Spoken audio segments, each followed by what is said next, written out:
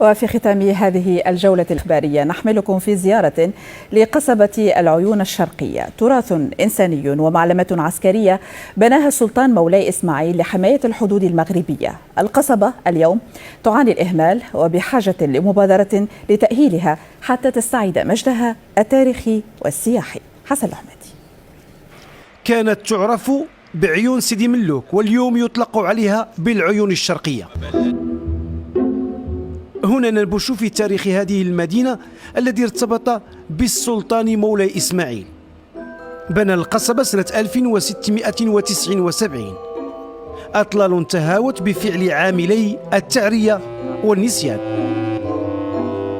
شكلت حصنا للدفاع عن المغرب من التهديدات الشرقية، من الخطر العثماني التركي، وأيضا التهديدات القادمة من البحر الأبيض المتوسط، بالإضافة إلى دور في الأمن الداخلي وفي حماية القوافل التجارية، الخطوط التجارية المارة التي تخترق مجال العيون سيدي ملوك، وهي خط محج السلطان وأيضا محج الحصاير.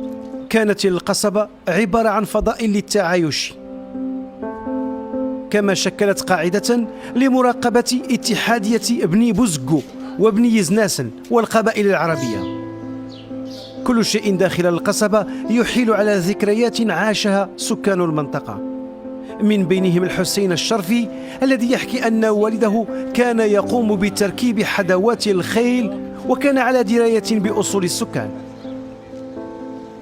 القصبة كانوا ساكنين فيها الفاسة والفاقق، وكانوا فيها علماء، فيها طلبة، كانوا فيها الناس تبارك الله، ما فيهاش البرجوازيين وما فيهاش المساكين. واليهود كانوا 5 اللي عقدت عليهم أنا، بالنسبة لي أنا اللي كنعرف.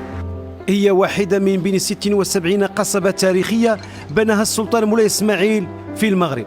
المستوى المعماري هي لا تختلف كثيرا عن باقي القصبات.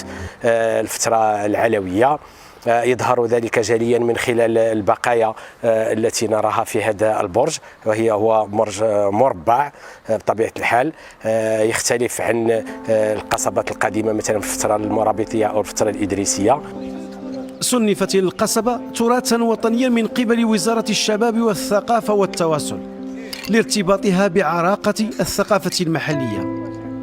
قصبة سيدي ملوك شاهدة على نشاط العيون الباطنية التي كانت تتدفق مثل الشلال، شهد كذلك على أحداث مهمة من تاريخ المنطقة.